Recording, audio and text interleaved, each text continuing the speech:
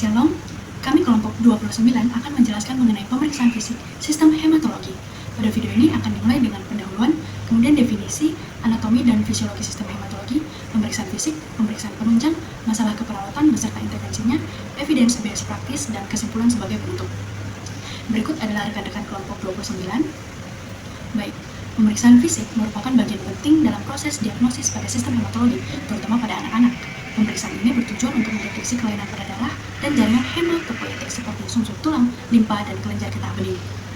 Sistem hematologi yang sehat sangat penting dalam mendukung fungsi tubuh seperti transportasi oksigen, pertahanan imun, dan koagulasi darah. Pada anak-anak, kelainan hematologi seperti anemia, leukemia, dan gangguan pembekuan darah dapat mengganggu pertumbuhan dan perkembangan. Oleh karena itu, pemahaman yang baik tentang pemeriksaan fisik hematologi sangat penting bagi tenaga kesehatan, khususnya perawat pediatri. Baik, masuk ke definisi.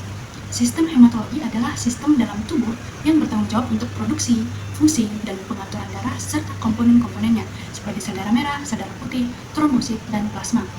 Sistem ini melibatkan organ dan jaringan pembentuk darah termasuk sumsum tulang, limpa, kelenjar getah bening, dan hati, serta sistem koagulasi yang berfungsi untuk mencegah dan menghentikan perdarahan.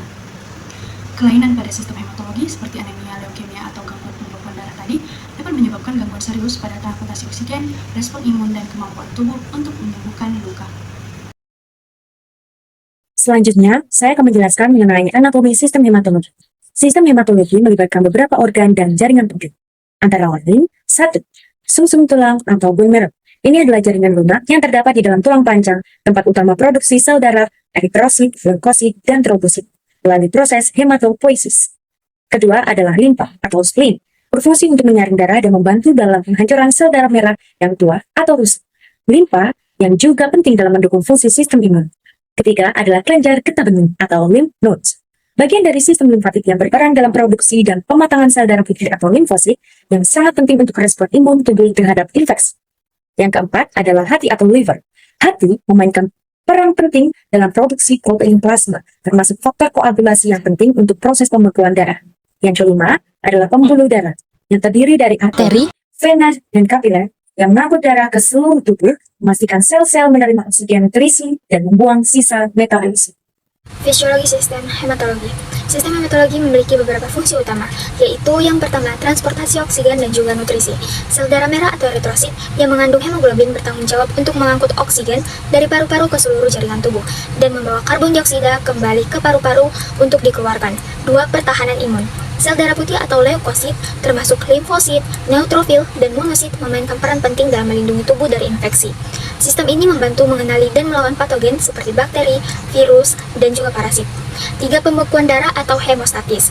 Trombosit dan protein membeku akibat faktor koagulasi yang bekerja sama untuk menghentikan perdarahan dengan membentuk bekuan darah di area cedera sehingga mencegah kehilangan darah yang berlebihan. 4. Regulasi keseimbangan cairan dan pH. Plasma darah mengangkut elektrolit dan protein penting yang berfungsi dalam menjaga keseimbangan cairan tubuh, tekanan osmotik, dan juga pH darah agar tetap stabil. Pemeriksaan kepada pasien.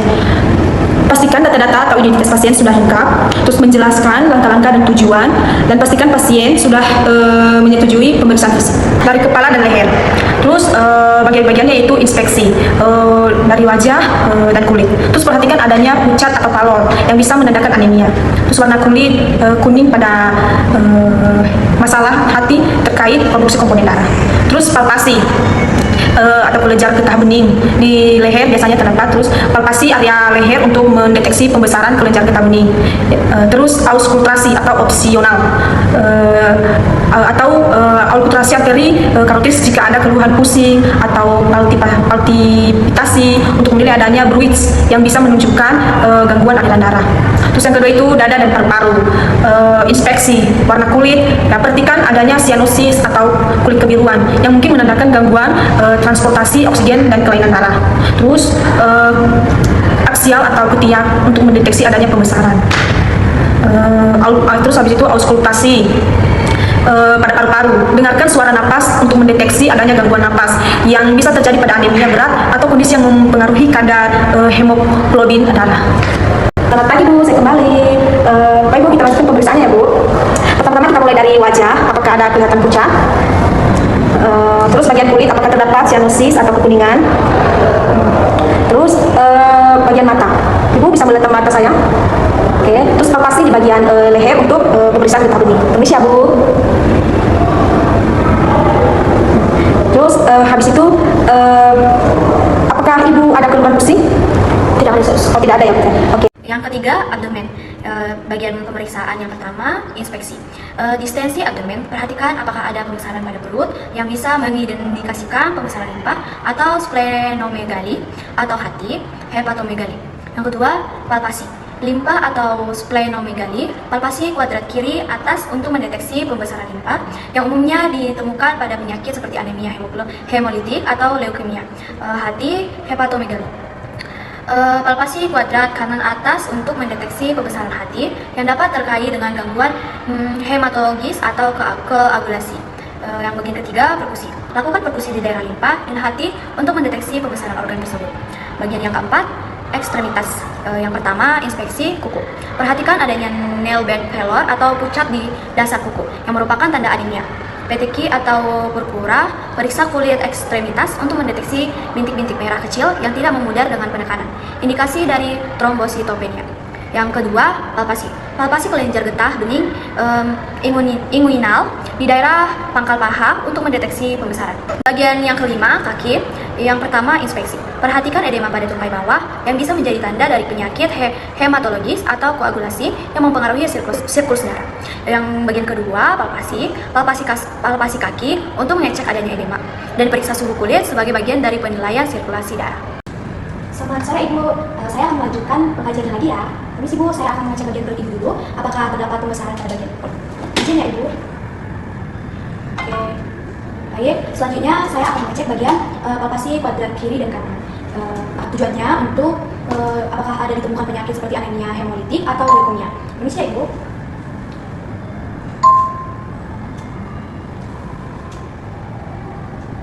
Oke, selanjutnya saya akan memeriksa bagian limpa dan hati. Baik, Ibu boleh tolong tarik nafas. Hembuskan Ibu. Tarik nafas lagi, hembuskan. Oke. Baik Ibu, selanjutnya saya akan memeriksa bagian ekstremitas Ibu. Yang pertama saya akan memeriksa bagian kuku Ibu. Izin ya Ibu. Melihat apakah di dasar kuku pucat. Tidak ada Ibu. Melihat apakah di bagian kulitnya terdapat pemerahan berbintik-bintik yang permanen dan apakah ada kebiruan. Oke, tidak ada Ibu. Selanjutnya saya akan memeriksa bagian pangkal paha Ibu ya untuk memeriksa apakah ada pembengkakan. Izin ya Ibu. Baik, selanjutnya saya akan memeriksa bagian kaki Ibu ya. Izin ya Ibu. Perhatikan apakah ada edema di tungkai kaki yang bisa menjadi tanda dari penyakit hematopoiesis. Izin Ibu. Oke. Selanjutnya memeriksa adanya edema atau periksa suhu kulit sebagai dari penilaian sirkulasi darah. Izin ya Ibu.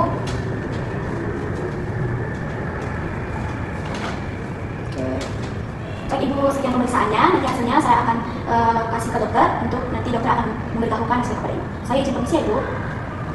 Pemeriksaan penunjang. Beberapa pemeriksaan penunjang yang dapat dilakukan setelah pemeriksaan fisik sistem hematologi yaitu ada pemeriksaan laboratorium dan juga pemeriksaan radiologis. Kedua jenis pemeriksaan ini baik laboratorium maupun radiologis dapat mendukung diagnosa kelainan hematologi yang mungkin tidak terdeteksi hanya dengan pemeriksaan fisik. Yang pertama yaitu ada pemeriksaan laboratorium dengan complete blood count atau CBC. Pemeriksaan ini mengukur jumlah sel darah merah, sel darah putih, atau hemoglobin, hematokrit, atau trombosit. Tes ini adalah dasar untuk mendeteksi kelainan seperti anemia, leukemia, infeksi, atau trombositopenia. Yang kedua ada peripheral blood smear atau apusan darah tepi. Pemeriksaan ini melibatkan evaluasi dari bentuk, ukuran, dan jumlah sel darah di bawah mikroskop. Diskrasias darah seperti anemia megaloblastik atau anemia hemolitik serta adanya blast pada leukemia dapat terdeteksi. Lalu selanjutnya ada retikulosit mengukur jumlah sel darah merah muda untuk menilai produksi sel darah merah muda oleh sumsum tulang.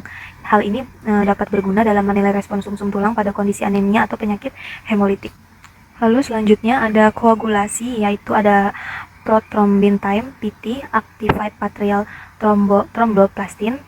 Lalu ada fibrinogen. Tes ini juga mengevaluasi sistem koagulasi darah untuk menilai kelainan pembekuan darah, yaitu seperti pada hemofilia, disseminated intravascular coagulation atau DIC, dan juga gangguan koagulasi lainnya. Lalu selanjutnya ada tes ferritin atau kadar besi, yaitu iron studies, digunakan untuk menilai status besi tubuh, membantu diagnosis anemia, defisiensi besi, atau overload besi, seperti pada thalassemia atau kondisi hemochromatosis. Lalu ada tes biokimia darah mengukur kadar elektrolit protein total, albumin, dan bilirubin. Dan yang penting dalam mengevaluasi yaitu fungsi ginjal dan hati dan kaitannya dengan penyakit hematologi seperti anemia hemolitik atau leukemia yang melibatkan organ-organ ini. Selanjutnya kita masuk pada pemeriksaan radiologis. Yang pertama, ada pemeriksaan X-ray dada. Digunakan untuk mengevaluasi kondisi paru-paru dan meditasium. Pembesaran kelenjar getah bening atau meditasium atau adanya cairan pleura dapat menjadi indikasi dari leukemia atau limfoma. Yang kedua, ada pemeriksaan ultrasonografi atau USG abdomen. Pemeriksaan USG ini dilakukan untuk memeriksa pembesaran organ seperti hepatomegali atau splenomegali. Ini berguna untuk menilai kelainan pada organ yang terkait dengan sistem hematologi seperti anemia, hemolitik, atau leukemia. Selanjutnya, pemeriksaan CT scan digunakan untuk mendeteksi limfadenopati atau pembesaran kelenjar getah bening, tumor atau infiltrasi sel abnormal dan sumsum tulang pada leukemia atau limfoma. Ini juga bisa mengidentifikasi kelainan pada hati, limfa atau kelenjar getah bening yang sulit terlihat dengan USG atau X-ray. Yang keempat, pemeriksaan magnetic resonance imaging atau MRI. MRI lebih detail dengan dibandingkan CT scan dan bisa digunakan untuk menilai struktur sumsum tulang dalam mendeteksi infiltrasi sel kanker atau metastasi pada kanker darah seperti leukemia atau limfoma. Yang terakhir, bone marrow aspiration biopsi atau aspirasi sumsum tulang. Pemeriksaan ini merupakan metode invasif untuk mengevaluasi sumsum tulang. Secara langsung ini penting untuk mendiagnosis leukemia, anemia aplastik, myelofibrosis, atau gangguan sumsum tulang lainnya. Kelompok kami akan memaparkan beberapa contoh masalah perawatan, yaitu gangguan integritas kulit berhubungan dengan adanya petechia atau purpura akibat trombosit, leukemia atau koagulopati. Intervensi perawatan integritas kulit, observasi identifikasi penyebab gangguan integritas kulit, terapeutik, ubah posisi tiap 2 jam jika tirah baring, gunakan produk berbahan ringan alami, dan hipoalergik pada kulit sensitif, hindari produk berbahan dasar alkohol pada kulit kering. Edukasi, anjurkan menggunakan pelembab, anjurkan minum air putih yang cukup, anjurkan meningkatkan asupan nutrisi, anjurkan meningkatkan asupan buah dan sayur, anjurkan menghindari paparan suhu ekstrim, anjurkan menggunakan tabir surya SPF minimal 30 saat berada di luar rumah.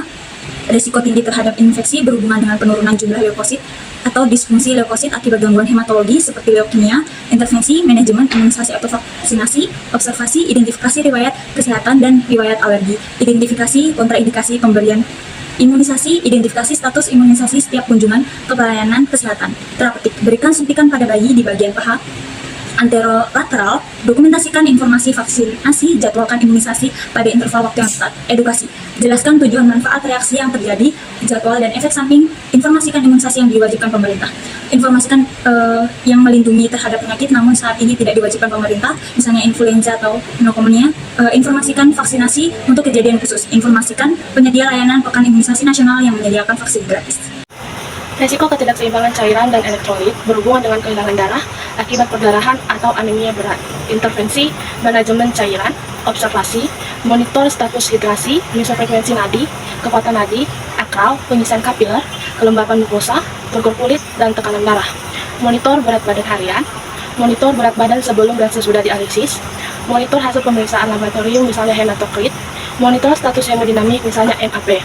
Terapeutik, catat intake output dan hitung balance cairan 24 jam, berikan asupan cairan sesuai kebutuhan, berikan cairan intravena jika perlu.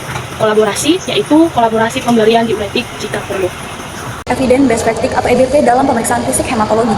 Dalam pengembangan praktik berbasis bukti terkait pemeriksaan fisik hematologi, ada beberapa studi yang mendukung pentingnya pemeriksaan fisik sebagai bagian awal dari diagnosis. Yang pertama, judul artikel Physical Examination Finding in Pediatric Hematology Diseases, penulis Dr. Amy Wilson 2022. Menyimpulkan bahwa pemeriksaan fisik yang teliti dapat membantu mendeteksi dini penyakit hematologi seperti anemia dan leukemia pada anak-anak. Artikel ini menyarankan pentingnya inspeksi dan palpasi yang dilakukan dengan seksama pada setiap pemeriksaan. Berdasarkan diskusi kelompok, perawat perlu terlatih dengan baik dalam melakukan palpasi kelenjar getah bening dan limpa, karena perubahan pada organ-organ ini sering kali terjadi merupakan tanda awal kelainan hematologis yang lebih serius. Yang kedua, judul artikel Clinical Utility of Physical Examination in Pediatric Oncology, penulis Dr. John Smith 2021. Artikel ini membahas pentingnya pemeriksaan fisik hematologi pada anak-anak dengan kanker darah. Temuan utama menunjukkan bahwa deteksi dini pembesaran limpa atau kelenjar getah bening melalui palpasi dapat mengurangi kebutuhan akan tes laboratorium yang lebih invasif. Kami mendiskusikan bahwa pemeriksaan fisik dapat menjadi panduan awal sebelum melakukan tes laboratorium atau radiologi yang lebih mahal dan invasif, sehingga memberikan efisiensi waktu dan biaya. Jadi kesimpulan pada hasil pemeriksaan fisik sistem hematologi merupakan komponen penting dalam penilaian kesehatan darah dan organ-organ terkait pada anak-anak. Pemeriksaan yang teliti dan sistematis dapat membantu dalam deteksi dini berbagai kelainan hematologi seperti anemia, leukemia, dan trombositopenia.